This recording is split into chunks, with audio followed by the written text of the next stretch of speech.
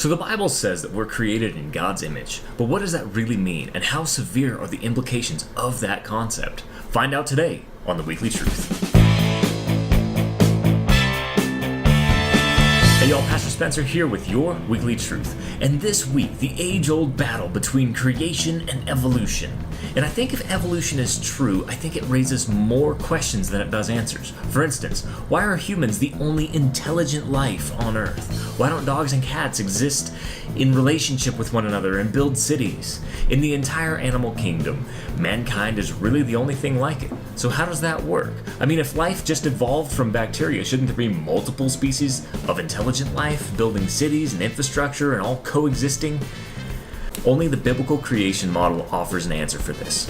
Genesis 1:26-27 tells us this. Then God said, "Let us make human beings in our image, to be like us. They will reign over the fish in the sea, the birds in the sky, the livestock, and all the wild animals on the earth, and all the animals that scurry along the ground." So God created human beings in his own image. In the image of God, he created them. Male and female, he created them. So, this answers the big question as to why humans rule the earth, and that survival of the fittest was never really a thing. It was all thought out and designed by God.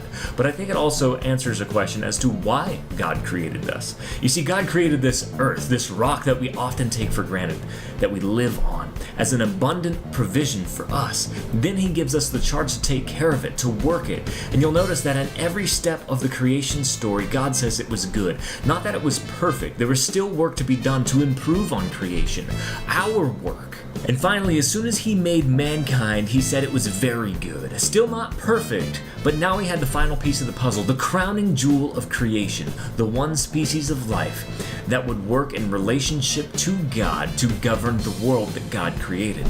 Psalm chapter 8 verses 3-6 tells us this.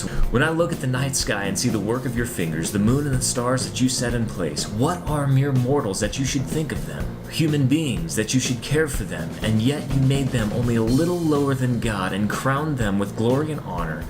You gave them the charge of everything you made, putting all things under their authority." So this is why we don't have a bunch of different species of intelligent life walking around this world. It's why our world doesn't look like something out of the Star Wars movies. Mankind was created uniquely to bear the image of God, the likeness and the creative mind of building structures, cultivating life and ecosystems. In the image of God, we stand above all creations as governor and representative of God. But let me ask you one more question. Are you representing God well? In your relationship with creation, are you stewarding God's provision well? He gave us the raw ingredients to life, and it's your choice to cook with it or not. So if you're cooking with creation, are you using what God has given you to the best of your ability? Or do you let your time, energy, and material be wasted?